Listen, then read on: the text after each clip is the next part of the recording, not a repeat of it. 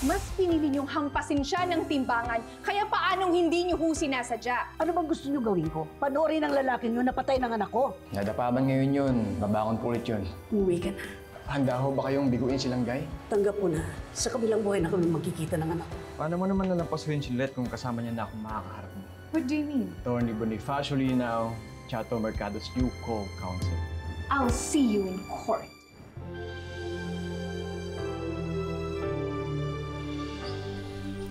Kamusta po kayo? May dala po kaming update na makakatulong sa kaso niyo. Sorry po kung binigo ko kayo last hearing ha. Pero gaya po ng pangako ko, ilalaban ko po kayo hanggang sa dulo. At sasamahan po tayo ni Caboni hanggang sa mapawalang sala na po kayo. Salamat ho. Wala po naman na eh. Pero meron pa kaming isang ibabalita sa inyo.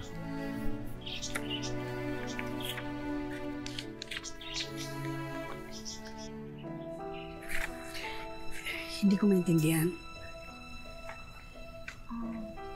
Pinapatawag po sa witness stand ng kabilang kampo silang Guy next hearing. At approve na po ni Judge Mariano yung request. Wala akong pakialam kung ano mang papel ang pinirma ng anak ko. Ako ang magdidesisyon.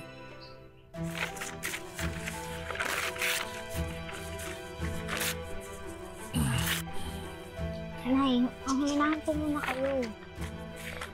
Hindi ninyo isasalang silang Guy sa korte.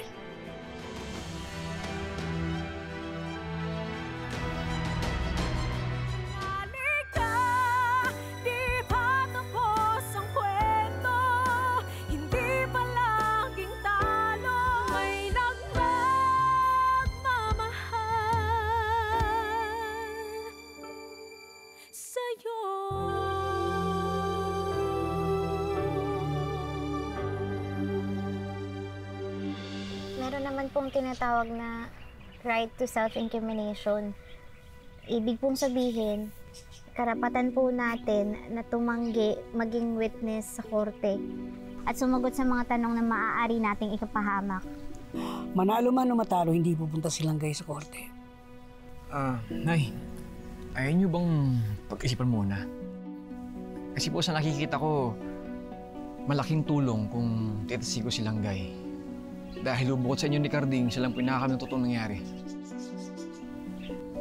Hindi ka ba nagtataka kung bakit gustong ipatawag ni Ira silang Guy? Sigurado may game plan yun. Hindi ako papayag. Nay, pwede ko pong ihanda silang Guy. Nagkakaintindihan po kami at may tiwala siya sa akin. Naniniwala po ako na maninindigan siya sa kung ano totoo. Eh bakit bang kulit ninyo? Ikulong niyo na lang ako.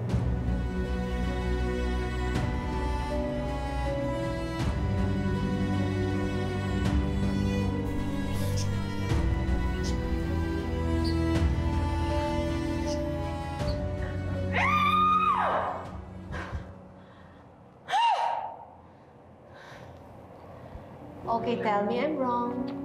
Hindi ba ang sabi ko sa'yo, pabayaan mo na yung messenger ang magdala ng sulat kina Attorney Lilet. Pero gusto mo pa yatang umeksena doon. Don't tell me you got in a hair-pulling fight with Lilet? In her turf, Tito? Okay lang sana kung si Lilet yung andun eh. But Bonnie was there too. And not just for may hunch yung landian nilang dalawa, ha? So, what else? Bonnie is now Lilet's co-counsel for Chato's case. O, di ba? Nag-vote in pa talaga yung dalawa? But can you even imagine? Bonnie and I? Na mag-ex? Magkalaban sa korte? This is starting to sound like a rom-com movie. Siguro naman hindi mo pababayaan na manghina ang loob mo tapos pabayaang matalo yung tao. No way, Mom. Of course, mas lalo kong gugustuhin na matalo sila. Para ma-realize ni Bowie na they're not good for each other. At kapag sumalang na silang Guy sa witness stand,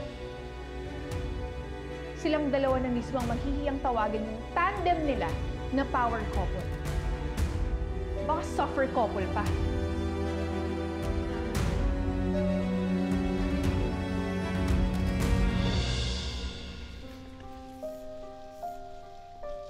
Hindi ka ba nagtataka kung bakit all this time, takot na takot si Nanay Chato na tumistigo sa korte si Langgay?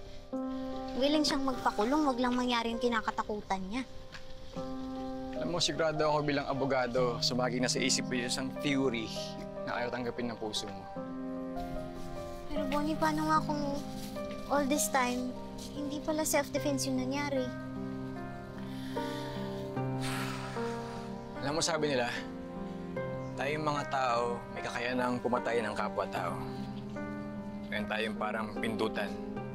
Kapag napuno na tayo, isang pindot lang, magagawa mo isang bagay na hindi mo inaakalang kaya mong gawin. Hindi eh. Mabait si Nanay Chato. Willing nga siya magsakripisyo eh.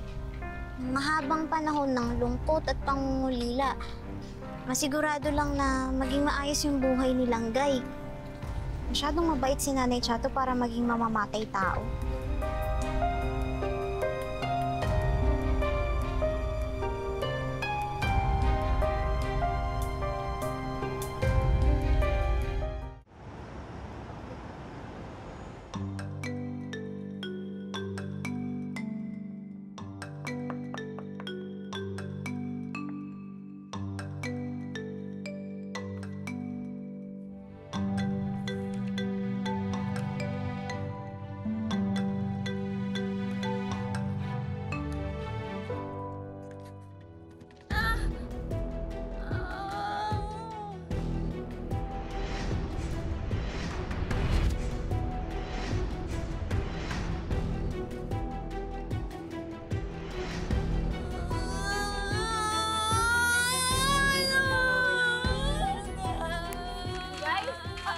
Uy! Ano nangyari? Oh, dugo! Oh my God! Langgay naman. Sandali. Sabi ko kasi sa'yo, magdahan-dahan ka. Sandali. Langgay.